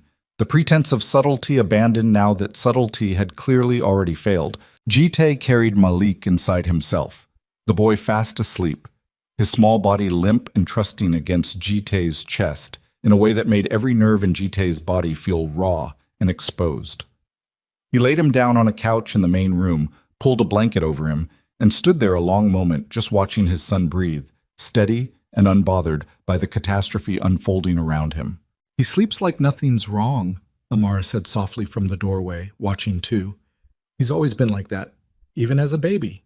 Colic for 4 months, and then one day it just stopped and he slept through anything. I missed 4 months of colic, Jitai said, and the absurdity of grieving something that small in the middle of everything else hit him so hard his voice cracked on it. Amara didn't answer that. She just stood beside him, close enough that their shoulders almost touched, both of them watching their son sleep in a stranger's living room, while outside armed men paced the tree line. It was Elias who broke the moment, stepping in from the kitchen with his phone in hand, his expression grim. Television's already running it. Korean network, picked up by an American outlet 20 minutes ago. They've got a photo. Jite's stomach dropped. A photo of who? Malik. Blurred, but it's him. Taken outside the brownstone sometime this morning. Headline says, Elias's jaw worked like the words tasted bad. Mafia boss's secret son. They don't have his name yet, but they will. Amara made a small, strangled sound and pressed a hand to her mouth, staring at her sleeping son on the couch. The entire fragile architecture of his anonymous childhood collapsing in real time on a phone screen in a stranger's kitchen. We move tonight, Jitai said, before this gets worse. His phone rang. The federal contact, calling instead of texting now, which told Jitai everything about how seriously his message had landed. He stepped onto the farmhouse porch to take it, the night air sharp and cold against his face. Agent Reyes? Jitai kept his voice low, controlled, even as his pulse hammered. I'm ready to talk. Good. Reyes's voice was crisp, businesslike, no wasted warmth. I need you to understand what you're agreeing to before we go further. Full cooperation. Every record, every account, every name, no redactions, no protecting people you think deserve it. In exchange, we can talk about protection for you and the people you care about, but I want to be straight with you. Your father's organization has reach into law enforcement in at least 2 jurisdictions we know of. There is no guarantee of total safety, only the best we can do. I understand. Then I need everything tonight. Encrypted drive, hard copies if you have them, anything that ties accounts to names. The longer this sits, the more time your father has to clean house and bury the evidence you're trying to hand us. I'll have it to you within the hour. One more thing, Reyes's voice sharpened. Once this starts moving, there's no pulling it back. The moment we begin acting on what you give us, your father will know exactly who talked. You understand that means there's a clock now, hours, maybe less, before he comes for you directly, instead of sending men to scare your family in an alley. I understand. Jite hung up and stood on the porch for a long moment, breathing hard, the weight of the decision settling into his bones like something physical. Behind him, the farmhouse door creaked open, and Amara stepped out, arms wrapped around herself against the cold. You heard that, Jitai said, not turning around. Enough of it. She came to stand beside him at the porch railing, looking out at the dark tree line where Min Jun's men moved like shadows. There's a clock now. Yes. How long do you actually have? I don't know. Hours. He finally turned to look at her. I need the drive. It's in a safe in my apartment in Manhattan. 2 hours round trip if traffic's decent. You're leaving. I have to. No. Amar's voice cracked sharp through the night air. You don't get to leave right now. Not after today. Not after a man with a gun stood in an alley and tried to take my son. If I don't get that drive, none of this stops. My father keeps his empire, keeps his reach, keeps sending men until one of them finally succeeds. The only way this ends is if I finish what I started. Then send someone else. It has to be me. The safe requires my biometrics. I built it that way on purpose years ago because I never trusted anyone else with what's inside it, not even men I'd trust with my life in a fight. He exhaled hard, frustrated at his own past caution now that it was costing him. I'll take Min Jun and Tae Sung. I'll be back before midnight. And if you're not? The question hung between them, brutal in its simplicity, and Jitai had no honest answer that wouldn't terrify her further. Then Elias gets you and Malik somewhere safer than this, Jitai said quietly. Reyes already has a name. He'll protect you regardless of what happens to me. Amar stared at him, her eyes wet and furious, and something else underneath the fury. Something that looked, despite everything, dangerously close to fear for him rather than just for herself and Malik, and she hated that she felt it, hated that 6 years of careful, deliberate distance had cracked enough to let it in. Don't you dare die in some apartment building tonight, she said, voice shaking. Not now. Not after he finally has a father for one whole day. I don't plan on it. Nobody plans on it, Jitai. That's the whole point of dying. He didn't have an answer for that, so he just reached out, slow and uncertain, and touched her arm, and she didn't pull away. And for one suspended second, the entire catastrophe of the day went quiet around the two of them on a dark porch in the middle of nowhere. Then his phone buzzed again, and the moment broke, and he was moving, calling for Min Jun, checking his weapon, the careful tenderness of the porch giving way instantly to the cold calculation of a man about to walk back into the exact kind of danger he'd spent the whole day trying to keep his family away from. The drive into Manhattan took 50 minutes, the city lights smearing past the windows in streaks of red and white.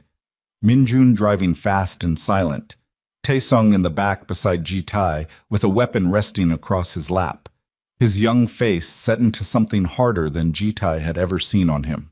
Sir, Tae Sung said finally, breaking the silence somewhere around the bridge. If this goes wrong tonight, I want you to know what you're doing. Choosing them over the family business. I think it's the first decision I've ever seen you make that wasn't your father's. Jite looked at him, surprised by the rawness of it. That's not exactly comforting right now, Tae Sung. It wasn't meant to be comforting. It was meant to be true. The apartment building rose up dark against the skyline. A glass tower Jite had bought 3 years ago, specifically because his father didn't know it existed. A single private hedge against a lifetime of being controlled. Minjun parked in the underground garage, and the three of them moved fast through the lobby, up the elevator, Jite's heart hammering harder with every floor that ticked past. The apartment was dark, untouched, exactly as he'd left it months ago on his last trip through the city. He went straight for the bedroom, for the false panel behind the closet wall, his hands moving with the muscle memory of a man who'd built this exact hiding place with his own hands, specifically for a moment like this one. The safe clicked open at his palm print. Inside, a small encrypted drive, a stack of paper records he'd photographed and kept as backup, and a single photograph he hadn't looked at in years. Himself and Amara, 25 years old, laughing at something off camera, taken on a university rooftop the summer before everything fell apart. He grabbed everything, shoved it into a bag, and that was when he heard it. The front door. Not forced open. Unlocked. Smooth. The particular silence of someone who had a key or the skill to bypass one without leaving a mark. Minjun's voice crackled low through the earpiece Jitai had forgotten he was wearing. "Sir, movement in the lobby, multiple men. They knew where to find us." Jitai's blood ran cold. He zipped the bag shut, slung it across his body, and moved fast and silent toward the bedroom door, pressing himself against the wall beside it, listening. Footsteps in the hallway. More than one set. Unhurried, confident. The footsteps of men who believed they had already won. Jitai. His father's voice, low and almost gentle, drifted through the apartment from somewhere near the front door, and the sound of it sent a wave of cold dread through Jitai's entire body, because his father never came in person, never put himself anywhere near danger, which meant his father had decided this was important enough, personal enough, to break a lifetime of careful habit. "I know you're here," Kang Dae-ho continued, his footsteps unhurried, moving deeper into the apartment. "Sukmin told me about the alley. I confess, I'm impressed. I didn't think you had that kind of resolve in you. I always worried I'd raise someone soft." Jitai's hand found the gun at his hip, a gun he'd carried for years but had genuinely fired only a handful of times, a tool of last resort that had never once felt like it might actually become necessary tonight. "You should leave," Jitai called out, his voice steadier than he felt, "before this becomes something you can't walk back." A short, humorless laugh from somewhere in the living room. "I'm not the one who needs to walk anything back, son. You're sitting in an apartment I wasn't supposed to know about, holding what I can only assume is a great deal of evidence against this family, about to hand it to federal authorities. I think we both know who's about to make the unforgivable choice tonight. You made it first, the day you destroyed Amara's life because love was inconvenient to your alliance. I made a business decision. You made me into someone I hate." Jitai's voice cracked with a fury that had been building for 6 years, finally given permission to surface. "Every day since that gala, I have hated the man you turned me into. I am done being him." Through the earpiece, Minjun's voice, tight and urgent. "Sir, we have a problem. Sukmin is in the lobby with 3 men. We're pinned. I can hold the elevator another 2 minutes, maybe less." Jitai's mind raced, the bag heavy against his ribs, his father's footsteps drawing closer to the bedroom door, each one landing like a countdown. "There's a window in here," Kang Dae-ho said, almost conversational, almost amused, close enough now that Jitai could hear the particular creak of expensive leather shoes on hardwood. "I remember the floor plan from when you purchased this place." "Yes, Jitai. I knew about it long before tonight.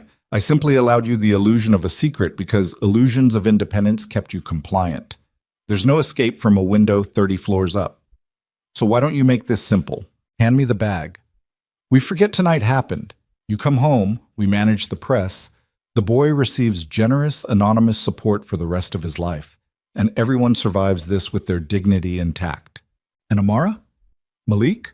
What happens to them in this version where everyone survives with their dignity intact?" A pause. "They live comfortable, distant lives, and you never see them again.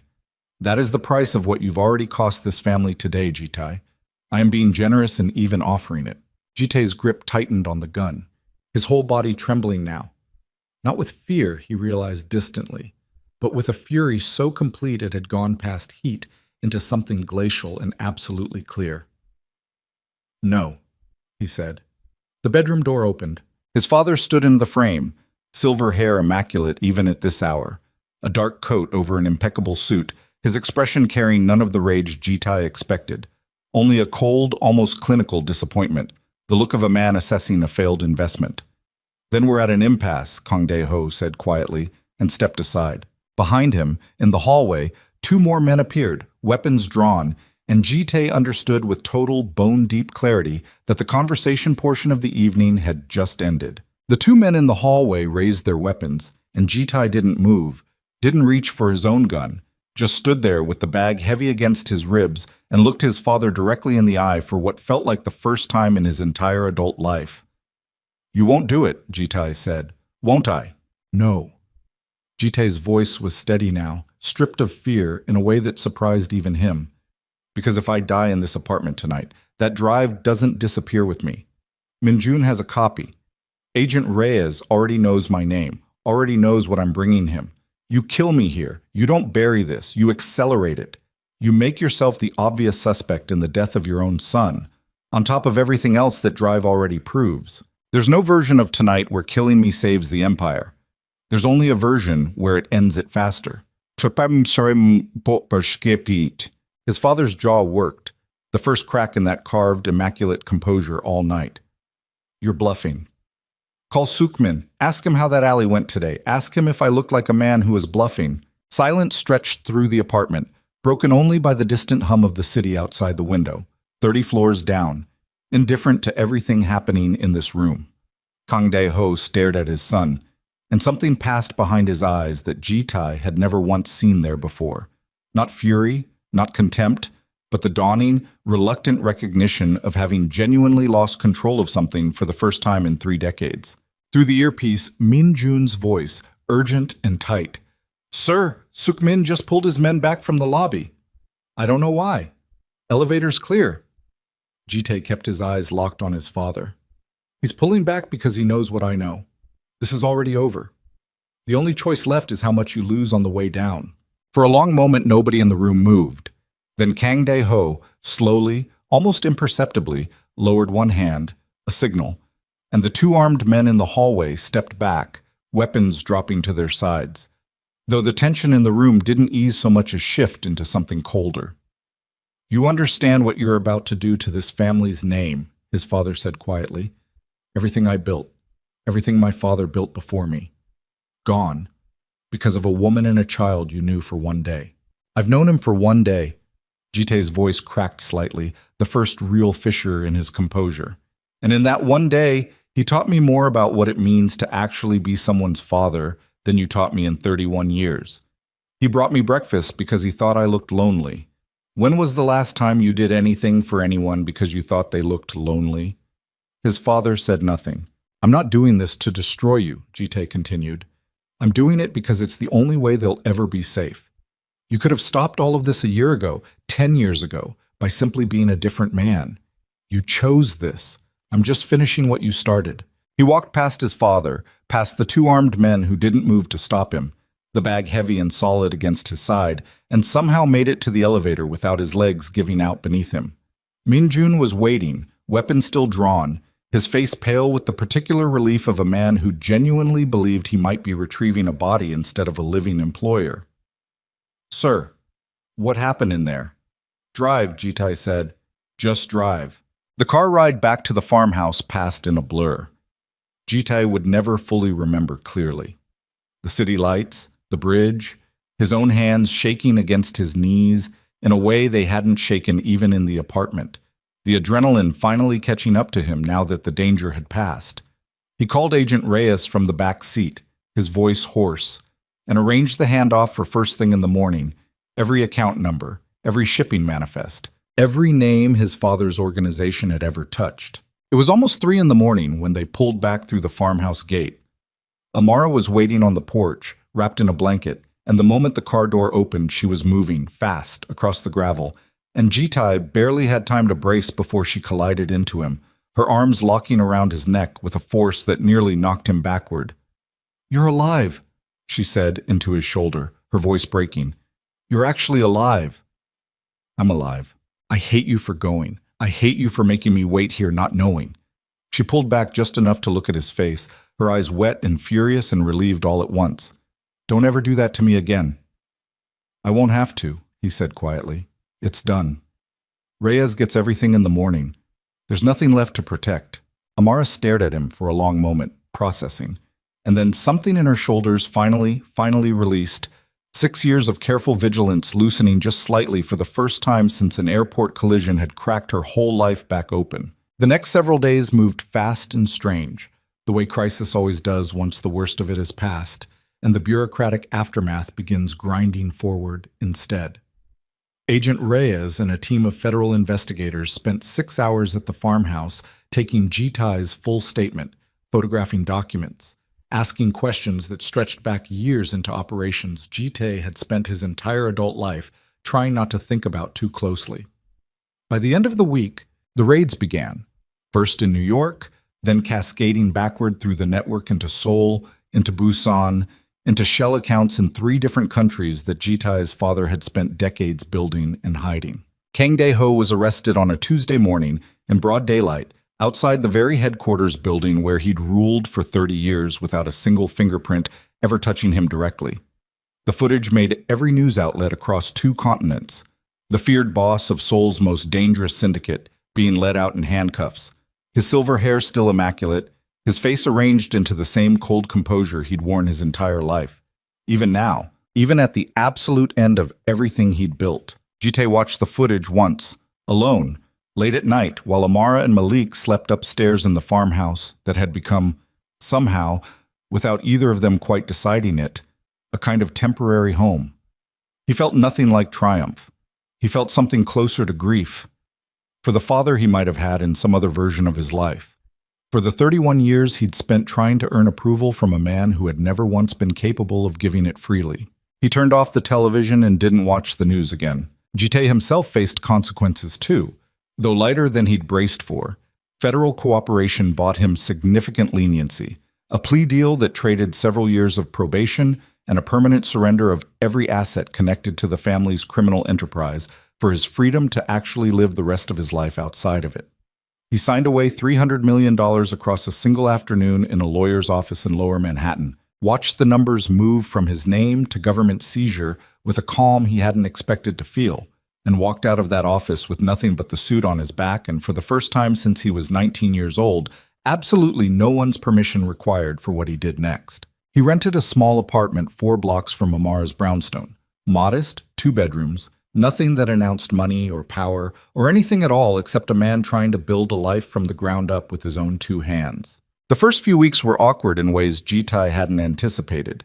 He didn't know how to fix a leaking faucet, had never once in his life changed a furnace filter or assembled a bookshelf from a flat-pack box, and spent an entire Saturday afternoon on his knees on Amara's kitchen floor wrestling with a wobbling table leg while Malik narrated unhelpful advice from the doorway and Elias watched from his armchair with undisguised amusement. "You're holding the wrench wrong," Elias called out, not moving to help. "I'm aware. A man who ran shipping routes through 3 countries can't tighten a bolt. I had people for that." "Well," Elias took a slow sip of his coffee. "You don't have people anymore." It became somehow the rhythm of their days. Jitai fixed the wobbling table, badly, and then fixed it again 3 days later when it wobbled worse. He learned which days Malik had soccer practice and which days he hated soccer practice and just wanted to go home and read instead. He learned that Malik liked his rice slightly undercooked, a small rebellion against Amara's perfectly steamed batches that Jitai discovered by accident one evening, and then quietly, deliberately, started undercooking it just slightly whenever it was his turn to cook, watching his son's face light up with a satisfaction that had nothing to do with the rice and everything to do with being known. He learned that Malik loved astronomy with an intensity bordering on obsession, that he could name every planet in order and several of their moons, that he'd once cried for 2 days when Pluto's planet status got explained to him at school in a way that felt, to a 5-year-old, like a fundamental betrayal of how the universe was supposed to work. Jitai bought a telescope, cheap, second-hand, nothing like the equipment he could have afforded a month earlier. And the 2 of them spent a freezing November night on the brownstone's small back patio trying to find Saturn's rings, failing twice, succeeding on the 3rd attempt, And Malik's gasp of pure astonishment when the rings finally swam into focus was, without question or competition, the single best sound Jitai had ever heard in his entire life. He learned, too, that Malik told himself stories before bed. Long, rambling, half-asleep narratives about dinosaurs and astronauts, and a recurring character called Banana Knight that Jitai never fully understood the mythology of, but listened to anyway, every night he was there, sitting on the edge of the small bed until his son's voice finally trailed off into sleep. He never asked for forgiveness. Amara noticed that first, weeks into the new rhythm of things, that Jitai never once said the words, "Forgive me," never performed contrition the way she half expected him to, the way men sometimes did when they wanted absolution handed to them on demand. He just kept showing up.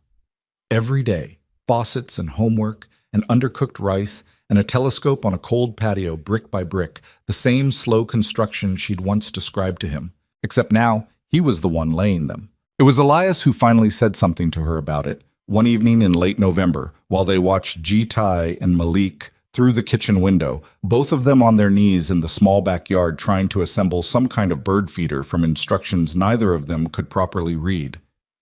"He's different," Elias said, not looking away from the window. "I know. I don't trust easy, Amara. You know that about me. I've watched a lot of men say the right things and mean none of them." He took a slow breath. "But I haven't seen him say much of anything at all. I've just watched him do the thing instead of talking about doing the thing. That's rarer than you'd think in any man, but especially in one who comes from where he comes from." Amara didn't answer right away, watching through the glass as Malik handed Jitai a screwdriver upside down, and Jitai took it without comment, turned it the right way around, and kept working. "I'm not ready to call it anything yet," she said finally. "Nobody's asking you to. It scares me.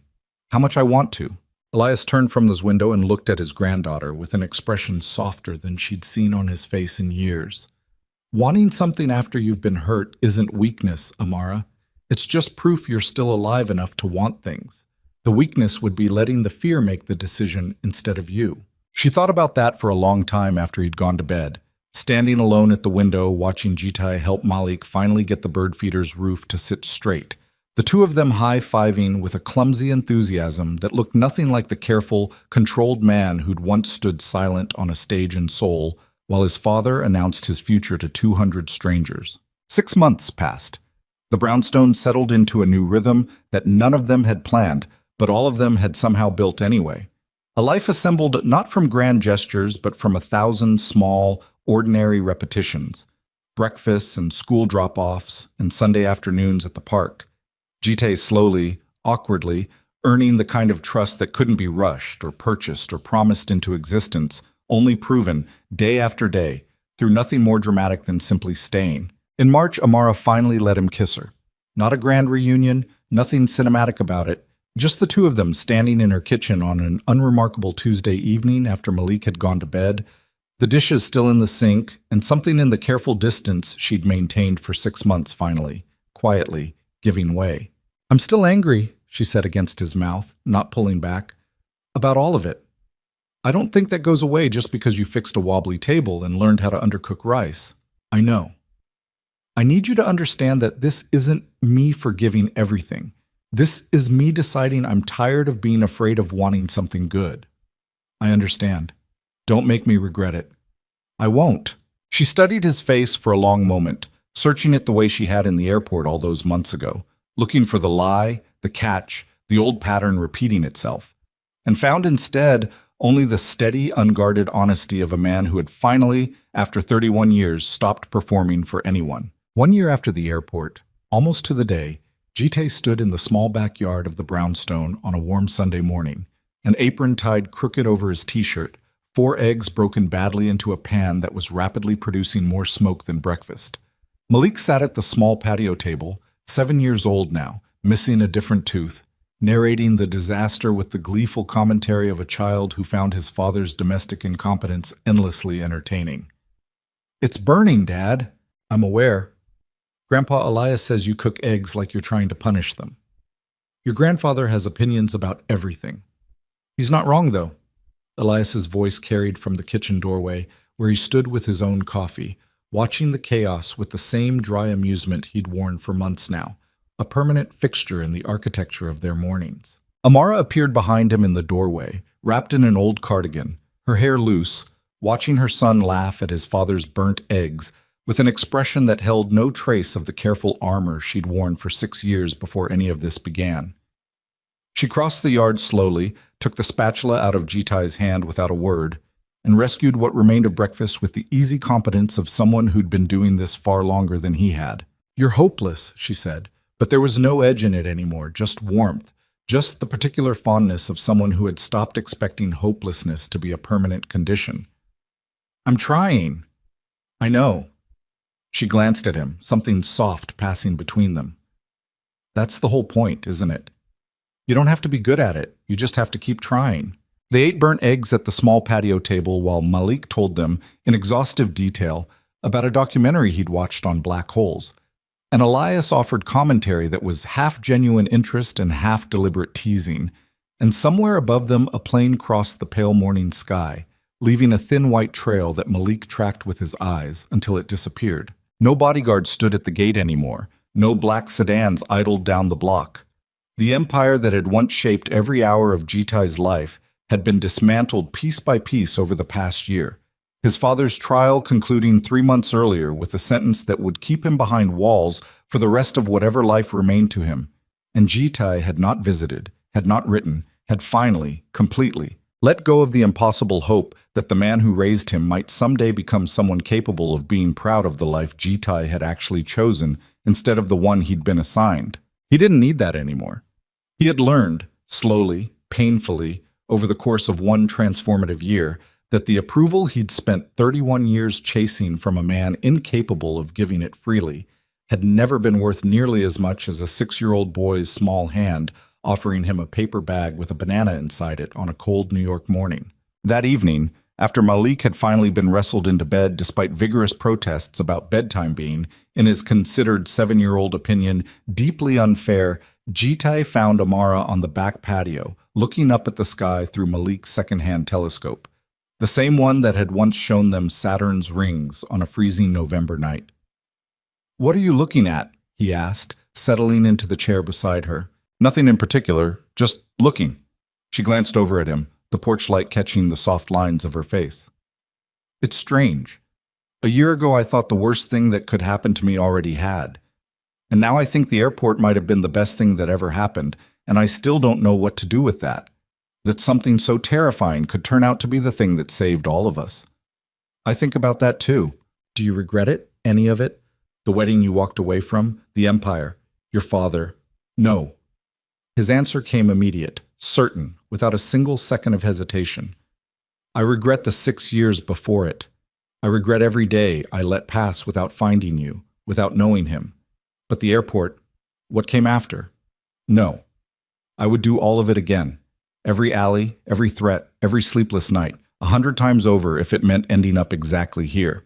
Amara reached over and took his hand, lacing her fingers through his, and they sat together in the quiet dark of the backyard. Two people who had been broken by the same mistake and rebuilt, slowly and imperfectly, into something neither of them had believed possible a year earlier. Upstairs, behind a window glowing soft with a nightlight, neither of them had needed to ask Malik to leave on.